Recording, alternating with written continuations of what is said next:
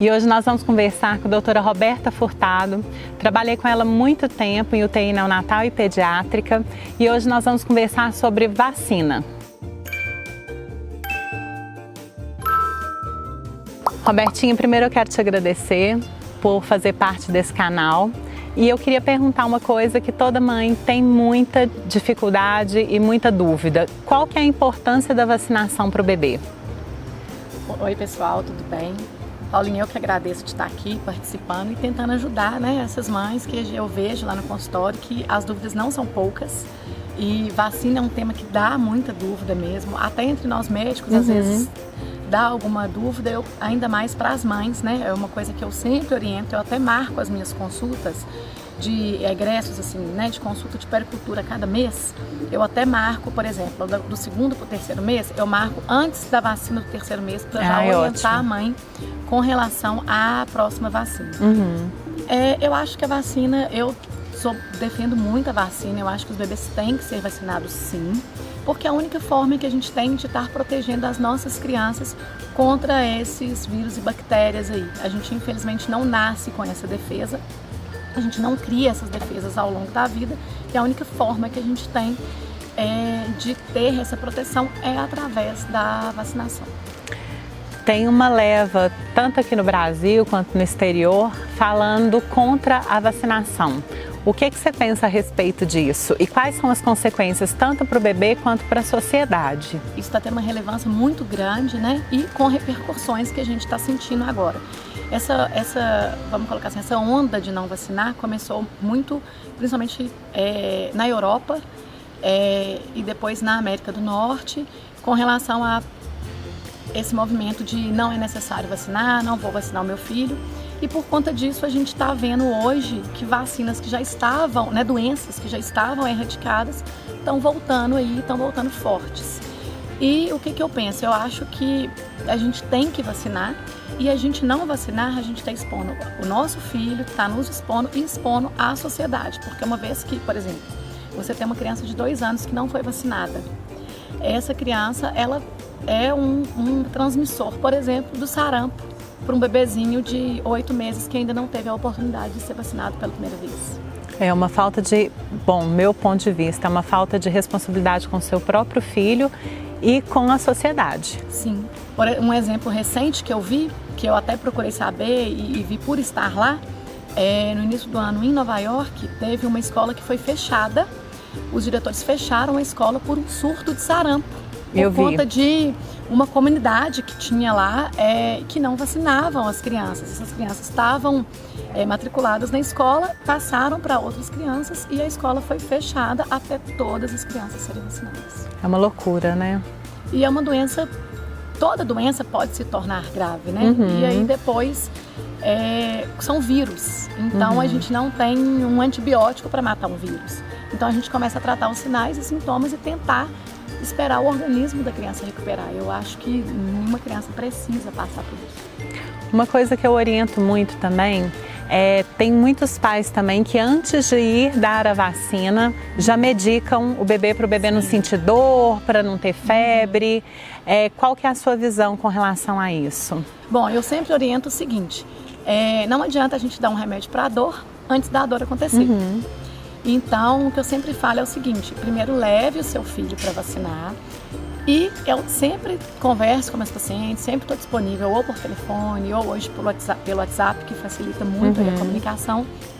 Então, teve febre, está mantendo um quadro de febre, aí eu oriento, às vezes, de tomar uma dipirona. A gente tem visto que tomar anti-inflamatório não é recomendado na vacina, porque, inclusive, ele tem um efeito aí na reação da vacina. Diminui a eficácia, na evidência científica, isso eu falo sempre no meu canal. Então, se for medicar, dipirona ou paracetamol aí. E se tiver sintoma? Sim. Ter um pico de febre e passar, eu sempre oriento de observar, às vezes nem medico com um pico só não, sabe? Eu fico mais observando e vendo, a criança vai ficar mais chatinha, um pouco mais chorosa, porque a partir de quanto de temperatura que a gente medica o bebê? Os pais sempre têm dúvida disso e vejo medicação muito errada com relação a isso. O que a gente sempre fala e que é científico é febre é a partir de 37,8. Princípio de febre não existe, igual o princípio de pneumonia e outras doenças. Ou você tem ou você não tem. Então eu sempre oriento, maior que 37,8, medica. Antes disso, observa, dá um banho, né? Às vezes a criança até está muito cheia de roupinha, tira um pouco dessas roupinhas, antes de estar medicando para a febre. Tem 2 calendários de vacinação, né? Tem o básico da rede básica, né, de saúde, e tem o que a gente faz em hospital, em clínica particular. Qual que é a diferença de um para o outro? Hoje a gente tem 2 calendários de vacinação aí, que a gente chama PNI, né, que é o Programa Nacional de Imunização, que é o que a gente vacina aí nos postos de saúde. E o outro calendário, que é o da SBP, né, da Sociedade Brasileira de Pediatria, e o da SBIM, que é da Sociedade Brasileira de Imunização, que é um pouco mais completo, vamos colocar assim, do que o da rede pública. Existem algumas diferenças entre eles, né, que eu sempre oriento, cada consulta, inclusive eu explico, olha, agora nós vamos para as vacinas de 2 meses. Quais são as vacinas que tem na rede privada, quais são as vacinas na rede pública e quais as diferenças entre elas aí. As principais vacinas que eu sempre oriento e comento aí no consultório com as mães, até sempre, porque é muita dúvida mesmo, então chegou antes do 2º mês. Eu falo, agora nós vamos ter as vacinas dos 2 meses. Essas são as da rede pública, essas são as da rede privada. E as principais diferenças que eu acho que dá para a gente pontuar um pouquinho aqui, primeiro é a pneumo, né, que é a vacina que vai ser tomada aí no Programa Nacional de Imunização no posto de saúde. É a pneumo 10, que vai ser tomada com 2 e 4 meses e depois um reforço aí com 1 ano. E na rede privada a gente tem a pneumo 13, que vai ser tomada com 2, 4 e 6 meses e depois reforço com 1 ano. Então a diferença aí é que uma a gente vai estar protegido contra 10 cepas e na rede privada a gente está protegido contra 13. Então eu posso vacinar na rede pública e essa eu deixar para vacinar na rede privada? Na verdade você pode, só que você vai ir em 2 lugares, porque junto com a pneumo tem as outras vacinas também dos 2 meses, que seria difteria, tétano, coqueluche, que também tem a diferença entre vírus vivo e vírus atenuado. Ela não tem uma diferença de proteção. A proteção é a mesma, mas a da rede privada são vírus vivos atenuados e a da rede pública não. Então, às vezes as mães ficam preocupadas com relação à reação, se a criança vai, né, poder ter alguma reação às vacinas. Então, existe essa diferença aí. Agora, você pode olhar com o seu pediatra e junto à clínica de vacina próxima à sua casa e se organizar. Se você não puder dar todas as vacinas na rede privada, você dá uma parte pelo SUS e o que o SUS não cobrir, você dá na rede privada. Então é sempre importante você procurar o seu pediatra e ter a orientação dele, né? Sim, com certeza.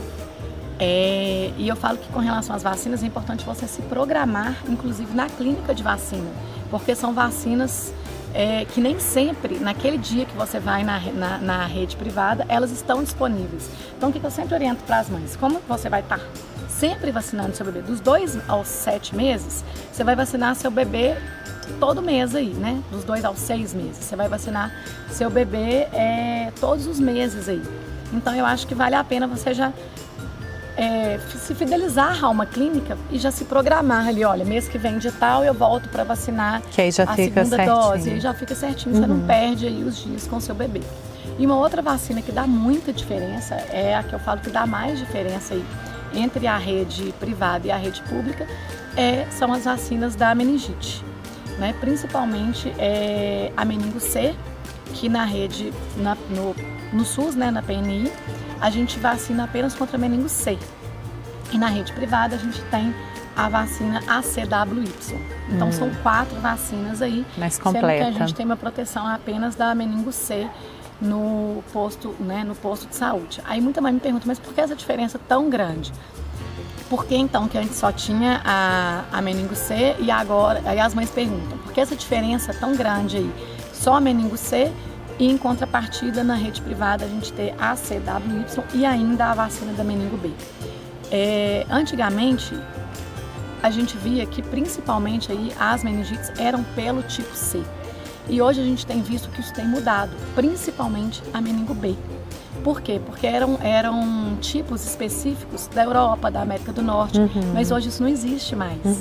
Né? Primeiro pelo turismo, todo mundo está aqui, amanhã está na Europa, depois está na América do Norte e vice-versa. Pessoas de fora vindo também para o país. Então a gente tem, a gente fala que hoje a prevalência ela é global, não existe mais uma coisa tão específica como antigamente de falar que tal doença era característica de um único país ou de uma única região. A gente tem essa migração muito grande hoje.